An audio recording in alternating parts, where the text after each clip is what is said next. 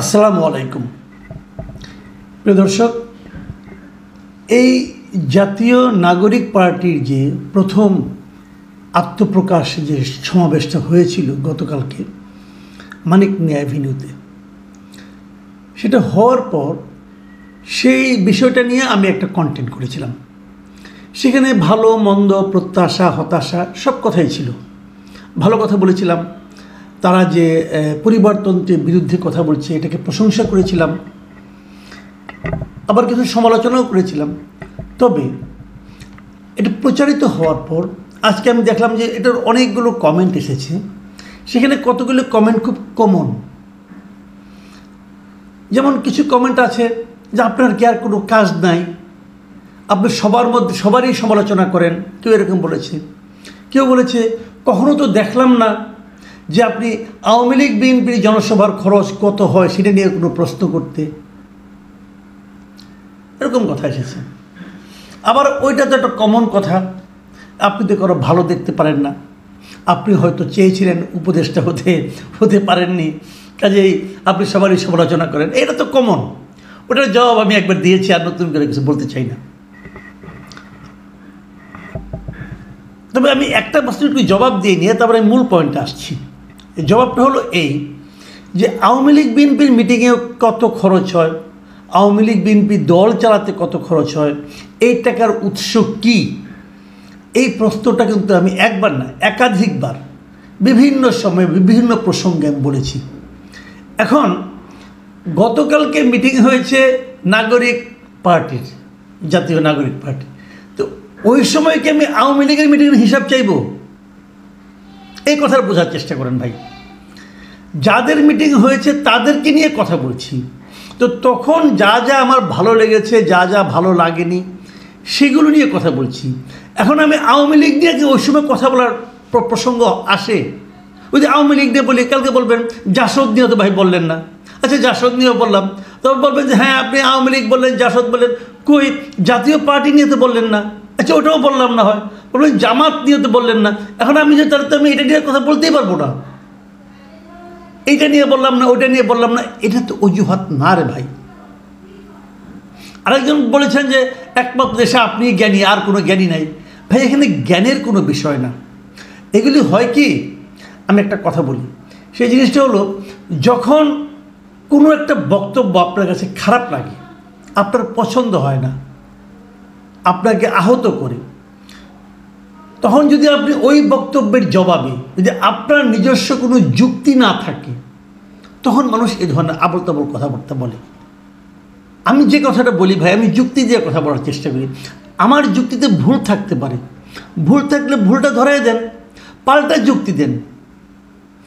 আবল তাবল বলে তো কোনো লাভ নেই। আবল তাবল আমাকে লাইনচ্যুত করতে যাচ্ছেন কেন? আপনার পয়েন্টে আসেন। কালকে মিটিং হয়েছে জাতীয় নাগরিক পার্টি, আমি তাদের নিয়ে কথা বলেছি। এখানে আওয়ামী লীগ বিএনপি অন্যরা কেমন আসবে? আরেকটা কথা বলি, যদি আওয়ামী লীগ বিএনপি ওরা যদি ভালোই করতো, তাহলে এই পার্টি নিয়ে আমি আগ্রহ দেখাতাম কেন? আওয়ামী লীগ বিএনপি মতো যাতে না হয়, সেটাই তো আমি জাতীয় নাগরিক পার্টির কাছ থেকে প্রত্যাশা করি। তারা যে কাজটা করে না, সে কাজটা এরা করবে বলে আমি আশা করি। এখানে অন্যায়টা কোথায়? এমন তো না যে তারাও এদের মতো, ওরা অন্যায় করেছে, ওদেরকে কেউ কিছু বলে নাই, অত এদেরকে বলা যাবে না। বিষয়টা তো তা নয়। একটা পার্টি যাত্রা শুরু করেছে, আপনি যদি দুষ্ট লোকের কাছ থেকে টাকা পয়সা নিয়ে পার্টি যাত্রা শুরু করেন, তাহলে কি আপনি কখনোই দুষ্ট লোকের বিরুদ্ধে কোনো অ্যাকশনে যেতে পারবেন? পারবেন না তো। আর এই যে কথাগুলো বলেছি, এগুলো তো আমি না জেনে বলিনি রে ভাই। দেশটা তো ছোট, কে কোথায় যায়, যে কি করে, এগুলো তো আমাদের কাছে কিছু খবর আসে তো সেগুলোর উপর ভিত্তি করেই বলি। কাজে আমি এখনও আশা করব জাতীয় নাগরিক পার্টি তাদের ব্যয়ের একটা হিসাব দিবেন। তাতে হবে কি, তাদের ট্রান্সপারেন্সিটা সবার কাছে প্রমাণিত হবে, সবাই জানবে এটা এমন একটা পার্টি যারা তাদের প্রত্যেকটা পয়সার হিসাব দিচ্ছে। যদি হিসাবটা দিতে পারে, তাহলে কিন্তু জনগণের পার্টি হবে। আমি কিন্তু এই পার্টির সমালোচনা করিনি ভাই, আমি এই পার্টিকে সমালোচনা যাতে করতে না হয় সেই পথে অগ্রসর হওয়ার জন্য বলেছি। আমরা তো একটা ভালো পার্টি চাই, সে ভালো পার্টির জন্য যা যা করা দরকার তারা তা করবেন, এটা আশা করি। যাই হোক, আমি এখন মূল প্রসঙ্গে আসি। কালকে আমার কাছে বেশ কয়েকটা সোর্স থেকে একটা চিঠি এসেছে, বারবার এসেছে একই চিঠি। আমি সব মিলে 9 বার পেয়েছি 9 জনের কাছ থেকে আজকে পর্যন্ত। আজকে অনেকে দিয়েছে আমাকে চিঠিটা। চিঠির মূল জিনিসটা কি? মূল জিনিসটা হলো পিরোজপুরের জেলা প্রশাসকের দপ্তর থেকে একটা চিঠি। সেই চিঠিটা হলো গাড়ি রিকুইজিশনের জন্য একটা চিঠি। মানে পিরোজপুর জেলা প্রশাসন কয়েকটা গাড়ি, 5টা গাড়ি চালক সহ রিকুইজিশন করতে চেয়েছে। সরকারের একটা আইন আছে, সেই আইনটা হলো 1988 সালের একটা আইন, অস্থাবর সম্পত্তি হুকুম দখল আইন। মানে সরকার চাইলে, তার যদি প্রয়োজন পড়ে, সে যে কারো একটা গাড়ি, বাস হোক, ট্রাক হোক, জিপ হোক, সে বলতে পারে এই গাড়িটা আপনার, অসুবিধা নাই, কিন্তু সরকারের প্রয়োজন, এখন বিশেষ প্রয়োজনে, অতএব আপনার গাড়িটা আমরা রিকুইজিশন করলাম, মানে গাড়িটা আমি নিয়ে আসলাম, এই গাড়িটা আমি আমার কাজ করব, সরকারি কাজ করবে, করার পর আবার 1 দিন 2 দিন পরে আমি গাড়িটা আপনাকে ফেরত দিয়ে দেব। রাষ্ট্রের কাজে আপনার গাড়িটা আপনি দিবেন সরকারকে। এই হলো অস্থাবর সম্পত্তি হুকুম দখল আইন 1988। এই আইনের 3-1 ধারা অনুযায়ী সরকার চাইলে জনস্বার্থে যে কোনো গাড়ি রিকুইজিশন করতে পারে। এই সম্পর্কে আপনারা জানেন, নতুন করে বলার কিছু নেই। এই ধরনের একটা চিঠি পিরোজপুর জেলা প্রশাসনের কার্যালয় থেকে দেওয়া হয়েছে, এবং এই চিঠিটা দেওয়া হয়েছে কাকে? বাস মালিকদেরকে। তারা 5টা বাস তাদের প্রয়োজন, এবং সেখানে বলা হয়েছে যে এই যে কালকের যে সমাবেশটা হয়েছে, এই সমাবেশে ঢাকায় আসার জন্য, পিরোজপুর থেকে ঢাকায় আসবে, এই জন্য এই গাড়িটা দিতে হবে।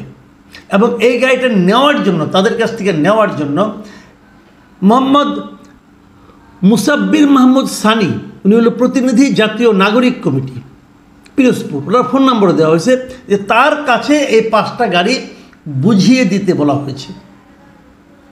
এই চিঠিটা নিয়ে অনেক হইচই হয়েছে, আমার কাছেও এসেছে। আমাকে অনেকে বলেছে, দেখেন এটা দেখেন, এইভাবে এই সরকার এই জাতীয় নাগরিক কমিটির লোকদের মাধ্যমে, এই জাতীয় নাগরিক পার্টি যেটা হচ্ছে, এদেরকে নানাভাবে হেল্প করছে, সাহায্য করছে সরকার। যদি সরকার সাহায্য করে তাহলে এটাকে আমরা কিংস পার্টি বলবো না কেন? অথবা সরকার কি কেবল একটা পার্টিকে সাহায্য করতে পারে? সরকারের কাছে তো সব পার্টির সমান হওয়া উচিত। তাহলে লেভেল প্লেইং ফিল্ডটা হলো কীভাবে? কিন্তু আমি কালকে এটা নিয়ে কিছু করিনি। এই কারণে আমার কাছে চিঠিটা না আসলে অবিশ্বাস্য ঠেকেছে যে সরকার এরকম করতে পারে। একটা জেলা প্রশাসন এভাবে উদ্যোগ নিয়ে এদেরকে, একটা মাত্র দলকে এভাবে হেল্প করতে পারে। অথবা জেলা প্রশাসন যদি 5টা গাড়ি রিকুইজিশন করে দেয়, এতে প্রশ্নটা হলো এটা করতে হবে জনস্বার্থে, রাষ্ট্রীয় প্রয়োজনে। এখানে সরকারি কাজ বা জনস্বার্থে কীভাবে এখানে কাজ হলো? এটা কি জনস্বার্থ হলো? এটা কি সরকারি কাজ হলো? তো আমার না এটা অবিশ্বাস্য হয়ে গেছে। একটা জেলা প্রশাসক কি এতটাই মূর্খ হবে যে এই ধরনের একটা চিঠিতে সিগনেচার করতে পারবে? সে তো মুখে বলে দিলেই হয়, চিঠি দেওয়ার দরকারটা কি? এটা কি মানে আমি বুঝতে পারছিলাম না, আমার কাছে অবিশ্বাস্য লাগছিল। আমি কাল রাত্রে 2-1টা অন্য জেলায় যোগাযোগ করেছি। আমি মানে আমার পরিচিত বেশ কয়েকটা জেলা প্রশাসনের সঙ্গে যোগাযোগ করেছি, তারা বলছে না, তারা এই ধরনের কোনো চিঠি ইস্যু করেনি। তো আমার সন্দেহ হলো যে অন্য কেউ যেহেতু করেনি, আমি 3টা জেলাতে যোগাযোগ করেছিলাম, 3 জেলায় আমি পাইনি। যেহেতু 3 জেলায় পাইনি, এই জেলায় হবে কেন আমি ঠিক বুঝতে পারছিলাম না। তো যে কারণে ওটা নিয়ে আমি কিছু করিনি। আজকে একটা ঘটনা চোখে পড়লো, সেটা হলো যে আজকে একটা প্রেস কনফারেন্স হয়েছিল। প্রধান উপদেষ্টার প্রেস সচিব শফিকুল আলম, উনি একটা প্রেস কনফারেন্সে উপস্থিত হয়ে বলেছেন, উনি নিজে ওই পিরোজপুরের বাস রিকুইজিশনের ব্যাপারটাকে একটা ব্যাখ্যা দিয়েছেন, এবং উনি বলেছেন যে উনি নিজে ওদের সঙ্গে পিরোজপুরের সঙ্গে যোগাযোগ করেছেন, এবং তারা স্বীকার করেছে যে তারা এরকম একটা চিঠি দিয়েছে। এবং এই চিঠি দেওয়ার বিষয়টাকে উনি কীভাবে জাস্টিফাই করার চেষ্টা করছেন সেটা আপনাদেরকে একটু বলি। আমি ওনার বিষয়টাকে বলি। উনি বলেছেন যে এটা দিয়েছেন ঠিক আছে, কিন্তু এখানে অন্তর্বর্তী সরকারের কোনো ভূমিকা নাই। বুঝছেন? জেলা প্রশাসন বাস রিকুইজিশন করেছে, এতে অন্তর্বর্তী সরকারের কোনো ভূমিকা নাই। তাহলে জেলা প্রশাসনকে সরকারের বাইরে কেউ? আপনাদের কাছে কী মনে হয়? জেলা প্রশাসন কি সরকারের বাইরে?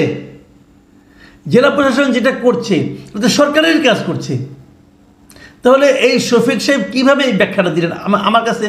আমি ওনাকে মেধাবী লোক হিসেবে জানি, তো উনি মানে এটা কি বেকায়দায় পড়ে গেলে অথবা যুক্তি না থাকলে, যেভাবে একটু আগে বললাম, যখন যুক্তি নেই তখন উল্টাপাল্টা কথা বলা, কারণ এটা কি সেই ধরনের কিছু একটা হলো?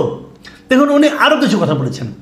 উনি বলেছেন যে পিরোজপুর শাখা বৈষম্য বিরোধী ছাত্র আন্দোলন এবং নাগরিক কমিটি এবং জুলাই গণ অভ্যুত্থানে যারা আহত ও নিহত পরিবারের সদস্যদের অনুরোধে জেলা প্রশাসন বাস রিকুইজিশনের সহায়তা করেছে, তবে জেলা প্রশাসন কোনো খরচ দেয়নি।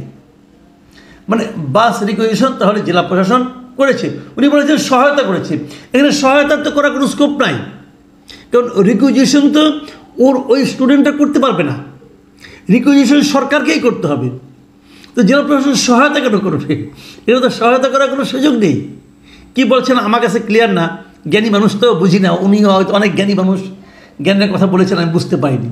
উনি আরেকটা কথা বলেছেন, তিনি বলেছেন অন্তর্বর্তী সরকার মনে করে সব দলের জন্য লেভেল প্লেয়িং ফিল্ড, সবার জন্য সমান সুযোগ তৈরি করছে, যাতে সুন্দর, অবাধ ও স্বচ্ছ একটি নির্বাচনে সব দল অংশগ্রহণ করতে পারে। এটা সরকারের মূল দায়িত্ব। সরকার সব দলের কাছে সমান। লেভেল প্লেয়িং ফিল্ড কে তৈরি করেছে? অন্তর্বর্তী সরকার করছে। কালকে যদি বিএনপি একটা মিটিং করতে চায়, তারা যদি এরকম বাস আনতে চায়, পিরোজপুরের জেলা প্রশাসন তাদেরকে 5টা-10টা বাস দিবে, ম্যানেজ করে দিবে? যদি জাতীয় পার্টি করতে চায়, যদি জামাত করতে চায়, যদি অন্য কোনো বাম দল করতে চায়, দিবে তারা? তো লেভেল প্লেইং ফিল্ড আপনি কীভাবে করলেন? এদেশে আওয়ামী লীগ একটা বৈধ রাজনৈতিক দল, তারা যদি লিফলেট বিতরণ করে, তাহলে এই শফিকুল আলম সাহেব বলে তাদেরকে গ্রেপ্তার করা হবে। কোন আইনে গ্রেপ্তার করবেন আপনি ভাই? আইনটা বুঝান, আইনের লোক। একটা বৈধ পলিটিক্যাল পার্টি লিফলেট বিতরণ করবে তাদের রাজনৈতিক কর্মসূচির পক্ষে, তাকে আপনি গ্রেপ্তার করবেন কোন আইনে? গ্রেপ্তার করা হয়েছে। আর এরা একটা পলিটিক্যাল পার্টি, জাতীয় নাগরিক পার্টি, এদের পার্টিতে লোক আসবে পিরোজপুর থেকে, জেলা প্রশাসন 5টা বাস রিকুইজিশন করে দিচ্ছে, দেওয়ার জন্য চিঠি দিচ্ছে, আর আপনি বলছেন সরকার লেভেল প্লেইং তৈরি করছে। এই হলো আপনাদের লেভেলের নমুনা। এখনও নির্বাচনের ঘোষণাই আসে নাই, এখনই এটা শুরু করেছেন। যখন নির্বাচন শুরু হয়ে যাবে, ঘোষণা আসবে, তখন কি করবেন নিশ্চয়ই বুঝতে পেরেছেন। আমি এই জন্য শুরু থেকেই বলছিলাম, এই সরকারের পক্ষে একটা অবাধ, সুষ্ঠু, নিরপেক্ষ নির্বাচন পরিচালনা আসলেই সম্ভব না। তার নমুনা দেখা শুরু করেছেন, আগামীতে আরও দেখতে থাকবেন, এবং সেই নমুনা দেখানোর পাশাপাশি ওনাদের এরকম উদ্ভট যুক্তিও শুনতে থাকবেন। প্রিয় দর্শক, এখন এই পর্যন্তই। আল্লাহ হাফিজ।